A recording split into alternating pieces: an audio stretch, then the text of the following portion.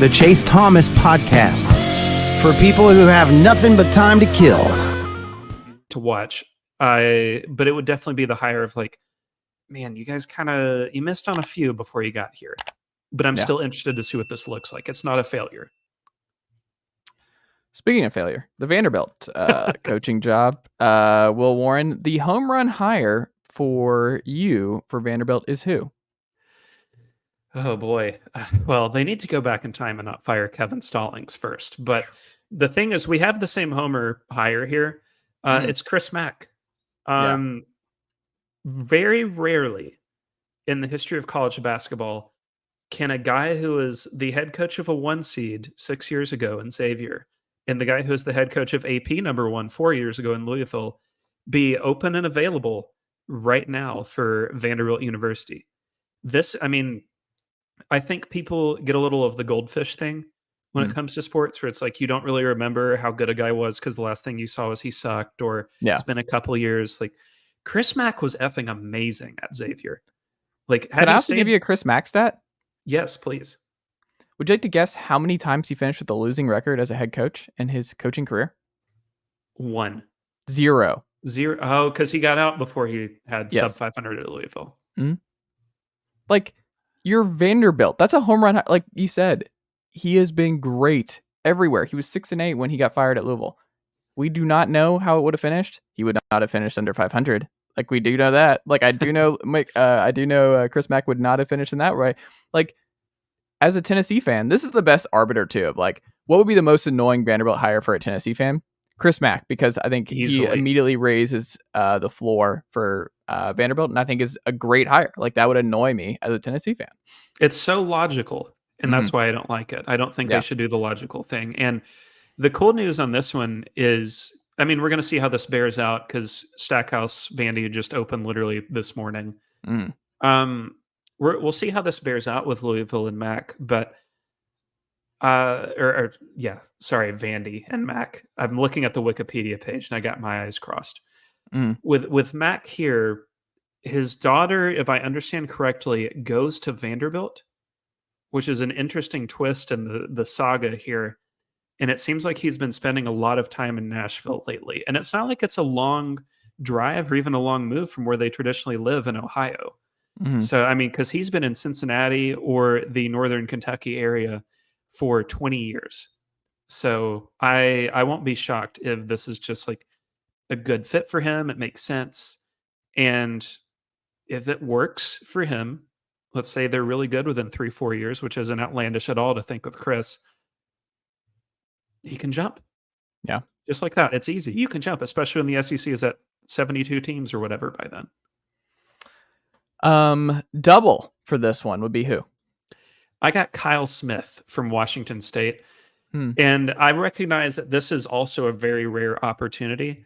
The number of times you're going to get like I haven't checked to see, he may win Pac-12 Coach of the Year, which I think would be deserved. It's going to be him or Tommy Lloyd. Either would be fine. It's very rare that you can get a sitting Big Six head coach of the year to come coach your team when he has his best team ever. When you're Vanderbilt, and it's just like a nice stroke of luck here. Washington State's sort of out of luck as a sports program right now.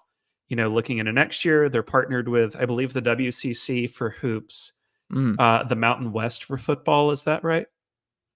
Yes. So it's very splintered. So you're almost never going to have an opportunity like this again. It's like Michigan State getting Jonathan Smith from Oregon State.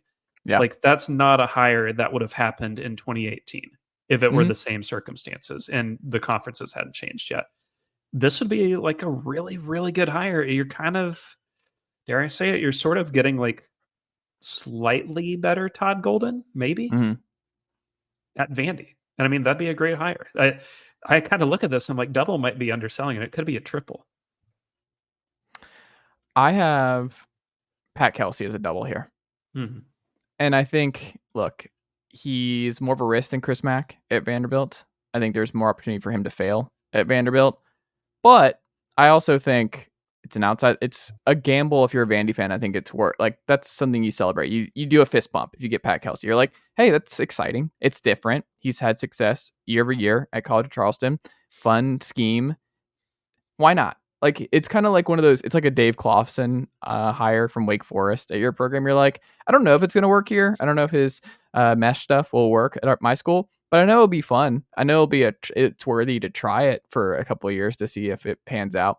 And I think it's a defensible, solid, fun hire. Like, is it a over 50% chance it works long term? Probably not. But is how many it? hires are? Yeah, exactly. So like you live in that you can live with a Pat Kelsey hire at Vanderbilt, and if you're a Vanderbilt fan, right? Yeah, I don't think that's bad. Final one here though, and this is like the most single one ever. Can I just say this one? I think it's like the most Vanderbilt one possible too. It's Wes Miller from Cincinnati, where you're like, I don't know if that's it's not bad, but yeah. Again, that kind of feels like you panic spent money.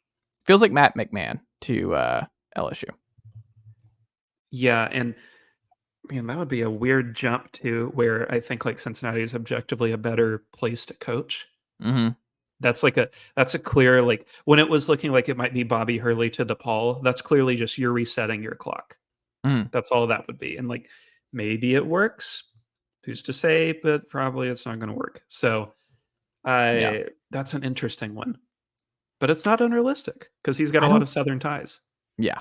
I would not be surprised. Like that's the most Vanderbilt ending to me. It's just it ends up being Wes Miller. My single here, and this is not a bad one, but we haven't seen this guy in the tournament yet, to my knowledge, unless I'm blanking on one. And I'm not. Speedy Claxton of Hofstra. Is that where Speedy is? That is where Speedy is. So okay. Here's the thing: the CAA, not quite the CAA you remember when it was like George Mason, Drexel, VCU back in the day. Charleston is very good, as they always are, and they're going to go back to the tournament this year. And the conference as a whole is a little better this year, but just sort of puttering right along, not bad, not great, but always looking pretty good, is Hofstra. 3 straight years here with Claxton as head coach, 13-5, 16-2, 12-6 in conference play. That's something you can build on. And, last year he had his best player, Aaron Estrada, plucked away by Alabama. This year, he's probably going to have his best player or best non-Tyler Thomas player. Amazing name here, by the way. Darlin Stone Dubar, likely plucked away in the portal as well. But you can control that if you're yourself portaling to a new school. You can just say, hey, Darlinstone, come with me to Nashville.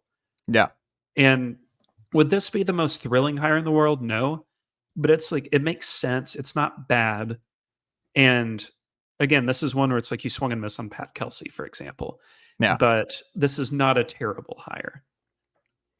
I just don't think schools do this very often, where they go back-to-back NBA guys. And even though he's been at Hofstra, it's a little bit different. I just feel like the pendulum always goes back and forth, where they're like, okay, we went NBA this time. Let's go back to proven college gritty guy who has won with less. Nicely done, nephew. The Chase Thomas podcast. Hell yeah.